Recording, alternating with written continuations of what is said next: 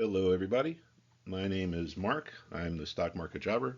I'm a former institutional trader. I was brought into the industry by the great Mario Gabelli, one of the greatest money managers of all time, and then I traded directly.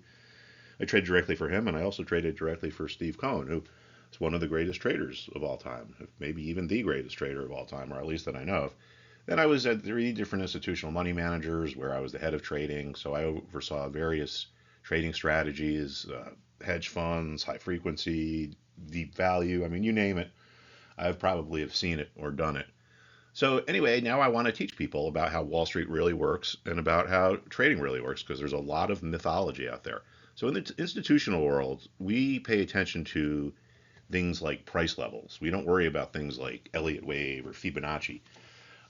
Certain price levels are more important than others. Now listen, the S&P got up to this 410-ish level. This black line here is 410, and it doesn't look like it's going to make it through, so it's probably going to continue to trend lower. Notice how it was resistance here, resistance here, resistance here, resistance here. This is what we call market memory, when these levels that are important can retain their importance for a long time. So where would the next stop be? Well, 400, we can see there was a little bit of resistance there and support there. And that's a psychological level too. People like buying in nice round levels. Next stop, if we break through, and I think we probably will, but I'm going to wait and see and let the market tell me what to do as opposed to just guessing, would be down here at this 390 level. Now notice this level, how important it was going back to May. It was support, then it became resistance, then it became support again, then it became resistance, then it became support here and here. Well, this happens, support can become resistance because of buyer's remorse, right? People buy and they regret doing so when the price drops lower. And a lot of the people who bought tell themselves, so I'm going to get out, but I want to do it at break even so I don't lose any money. So if it gets back up to my buying price, 390, I'm going to sell. So these remorseful buyers placing sell orders has converted what was a support level into resistance. Now we have the opposite. Resistance converts into support. This happens because of seller's remorse. People sell, the market goes higher, a lot of people regret selling, and they tell themselves they're going to buy their shares back, but only if they can get them for the same price they were sold at. So we have remorseful sellers placing buy orders at a former resistance level. And if there's enough of them, the level that was resistance converts into support. So one of the basic principles of markets is that some price levels are more important than others. Why did this happen at 390 and not 392 or 388? I mean, that I don't know. I don't know, but I don't really need to know.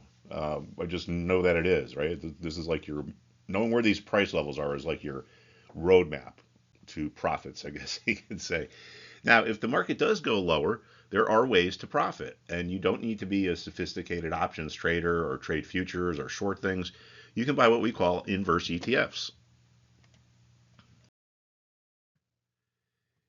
This ETF here, the symbol is SH, the Pro Shares Short S&P 500 ETF, is designed to go in the opposite direction of the S&P 500.